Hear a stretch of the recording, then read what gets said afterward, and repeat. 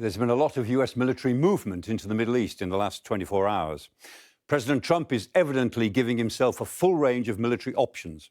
The Carl Vinson Carrier Strike Group, that's an aircraft carrier and its accompanying attack ships and submarines, as well as the battleship Princeton, is already in the Arabian Sea. The George H.W. Bush Carrier Strike Group is moving from the Atlantic towards the Eastern Mediterranean. And the Nimitz, with all of its strike assets, left the Philippine Sea several days ago, and that's on its way from the Indian Ocean towards the Gulf. So the US will have 2, maybe 3 carrier strike groups on station across the region very soon, each of them with several squadrons of F-18 fighter bombers with missiles and drones that it can deploy against a range of adversaries. And the US and also its allies are sending more aircraft to the region.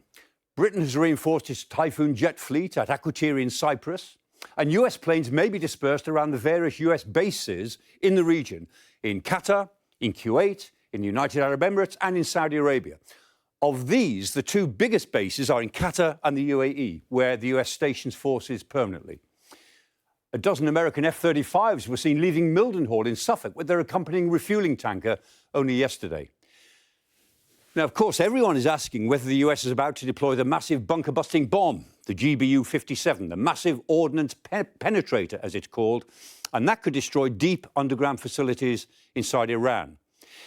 Well, that bomb can only be carried on the B-2 Spirit strategic bomber, this one. But they don't even have to be in the region to operate. B-2s can operate from Diego Garcia in the Indian Ocean, or they could still fly from their home base in Missouri, drop bombs in Iran and still make it home again. Meanwhile, Israel and Iran are attacking each other from the air. Now, the pattern of Israeli attacks on Iran indicates how methodically they're working through a target set to damage Iran's nuclear program, to hobble its military and attack the infrastructure that supports the military.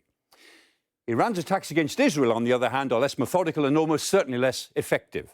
With lower accuracy, fewer missiles getting through, the Iranians are hitting more civilian and residential targets, and to be honest, that won't do them very much strategic good.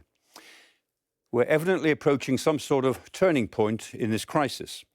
Military offensives and preparations for even greater offensives don't hang fire for very long, and military activity tends to take on a life of its own if it is not very carefully controlled.